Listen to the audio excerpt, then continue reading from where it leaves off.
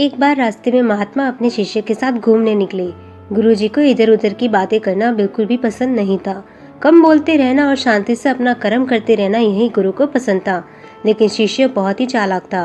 उसे हमेशा इधर उधर की बातें सूझती रहती थी। उसे दूसरों की बातों में बहुत मजा आता था। दोनों को बीच रास्ते में एक नदी दिखी, जिसमें एक धीवर नाम का मछुआरा नदी में जाला डाल रहा था। यह शिष्य को पसंद नहीं आया। उसने मछुआरे से बहस करनी चालू कर दी और फिर बहस झगड़े में बदल गई। गुरुजी ने शिष्य का हाथ पकड़ा और उसे वहां से लेकर चले गए और शिष्य से कहने लगे कि बेटा, हम जैसे साधुओं का काम सिर्फ समझाना है, लेकिन ईश्वर ने हमें दंड देने के लिए धरती पर नहीं भेजा है। शिष्य पूछता है कि महाराज को दंडों के बारे में कुछ भी नहीं पता। नहीं, हमारे राज्य में कोई राजा किसी को दंड देता है, फिर उसे दंड कैसे मिलेगा? शिष्य की बात सुनकर गुरुजी ने कहा कि बेटा, तुम निश्चित रहो, इसे भी दंड देने वाली एक अलौकिक शक्ति इस दुनिया में है, जो सब जगह पर मौजूद है। ईश्वर की नजर सब तरफ होती है और वो सब जगह पहुंच जाते हैं। इसीलिए अभी यहाँ से चलो और ईश्वर पर छोड़ दो।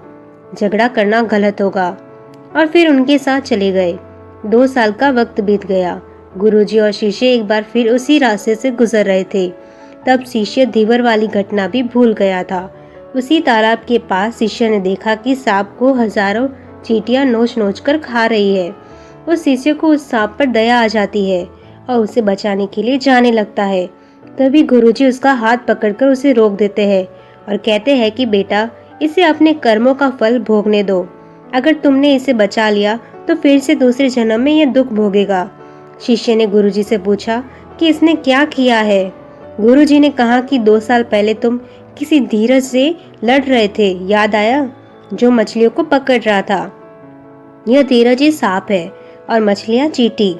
दिन सबका आता है। शिष्य कहता है, यह कैसा न्याय है गुरुजी? गुरुजी ने कहा, बेटा, इसी लोक में स्वर्ग नरक के सारे दृश्य मौजूद है। हर वक्त तुम्हें ईश्वर के न्याय के नमूने देखने को मिलेंगे। चाहे तुम्हारे कर्म शुभ हो या अशुभ, उसका फल तुम्हें भोगना ही पड़ेगा। वेद में भी भगवान ने उपदेश देते हुए कहा है, अपने किए गए कर्मों को हमेशा याद रखो। यह सोचते रहो कि तुमने क्या किया है, क्योंकि ये सच है, कर्म का फल भोगना पड़ेगा।